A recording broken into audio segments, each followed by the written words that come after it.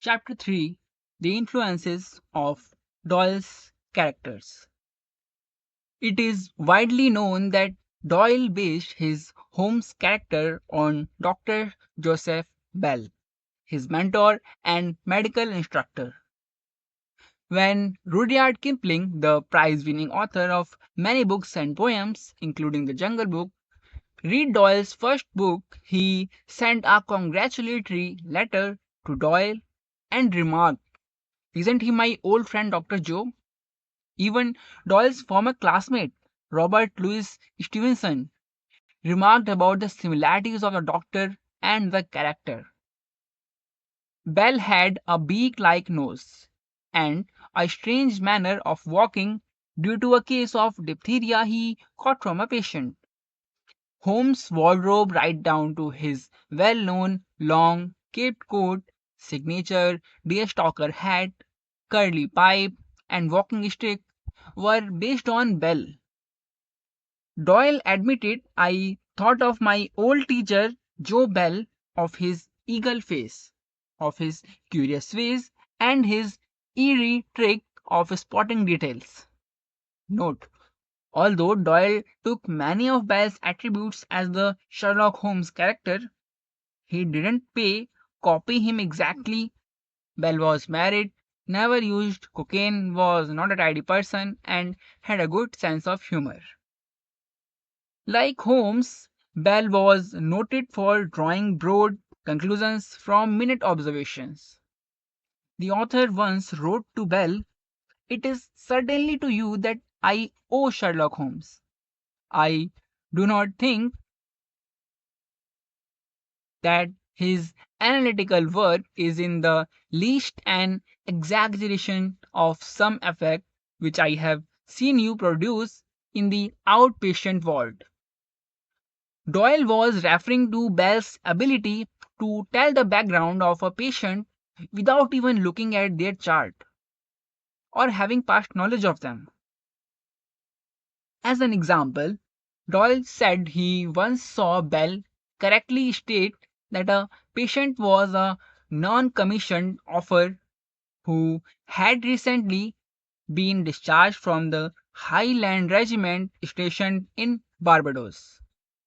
He was also known to tell if a person was a drinker or not by just looking at their face. Bell would later write to Doyle, "You are yourself Sherlock Holmes, and well, you know it." The Sherlock Holmes anthologies are full of cases of Bell's methods. For example, in the Red Headed League, Holmes profiles a new client beyond the obvious facts that he was at some time done manual labor, that he takes snuff, that he is a Freemason, that he has been in China, and that he has done a considerable amount of writing lately. I can deduce nothing else. Bell learned how to become so observant through his training at the Edinburgh Medical School. This attention to detail, power of observation, and deductive reasoning was carried over into all aspects in his life. And he urged his students to do the same. As he explained, most men have a head, two arms, a nose, a mouth, and a certain number of teeth. It is the little differences, the trifles, such as the droop of an eyelid, which differentiates man. He would often tell his students, "Use your eyes, use your eyes." Dr. Joseph Bell took part in many criminal investigations. As a consultant for the police and Scotland Yard, one of particular note was the case of Jack the Ripper. In 1888, Bell participated in the investigation of this known serial killer, studying the Ripper's handwriting and other details. He even drew a conclusion as to the identity of the slayer, but it was never made public, and his notes have not been found. Bell would stay awake for days trying to get to the bottom of a case. either in medicine or in crime solving. During this time, he would not eat, which is why the character is very thin. He became obsessed with finding the root of the problem and based his conclusions on logic and reason. Bell also had a flair for the dramatic. He liked to use the element of surprise when coming forth with a deduction and then would go about to explain it in layman's terms so it appeared to be a simple conclusion that what others could have come by if they really thought about it. Bell and Holmes both think others are not as smart as they because they can't see the answer that had been right in front of them all the time. As Sherlock Holmes once said, every problem becomes very childish when once it is explained. Although Bell was the main inspiration, there were others who influenced Holmes' characteristics. From Sir Henry Littlejohn, Doyle learned the art of taking pictures and analyzing fingerprints. Sir Robert Christensen, a professor and chemist also known as the master of poisons, shows his influence when Holmes experiments with smells and potions. It was said that as Christensen was experimenting, he would test some of these creations on himself. Holmes is known to be so impatient that he would test specimens instead of waiting for a police lab report to come back.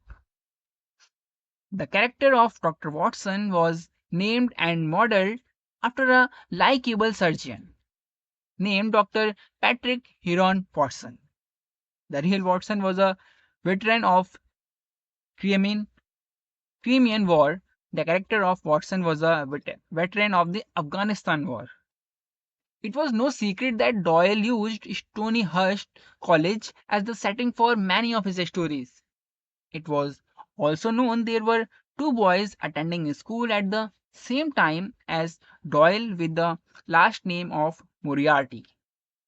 Is it a coincidence that Doyle named his arch nemesis by that name?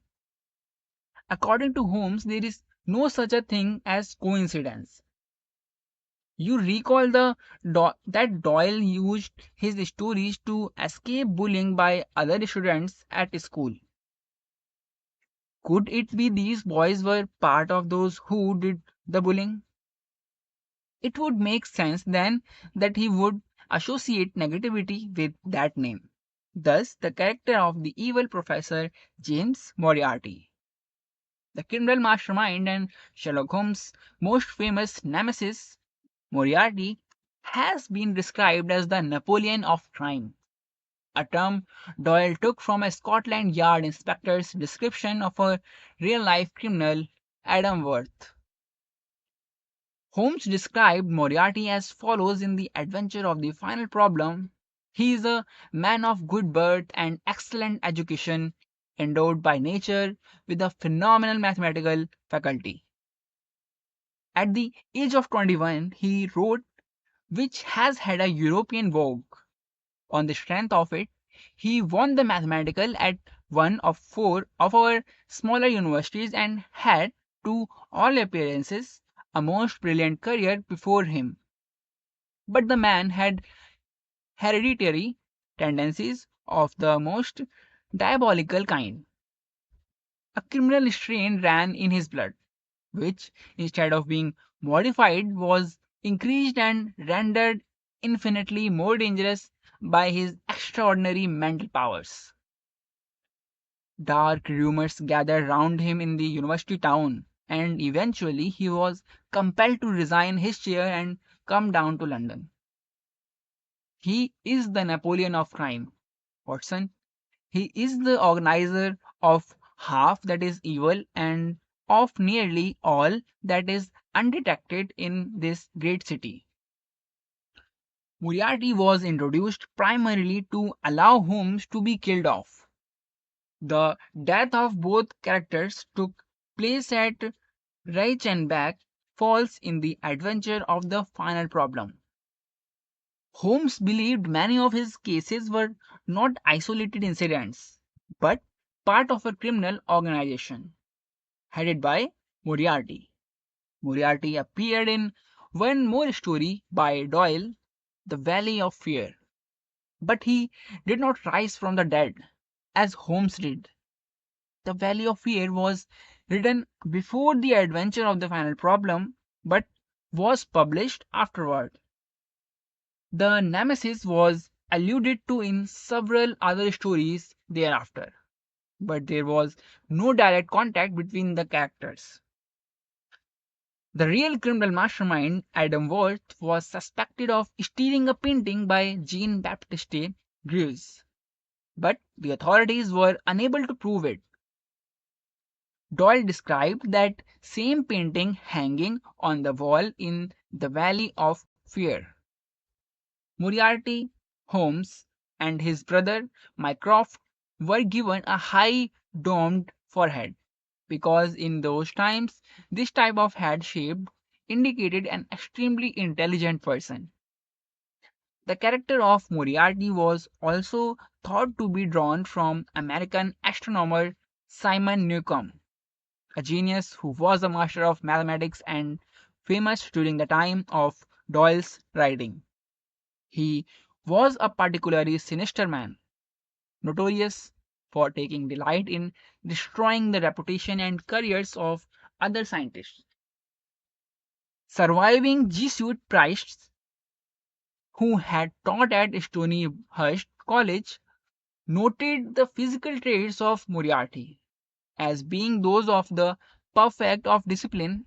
At the time Doyle attended this school.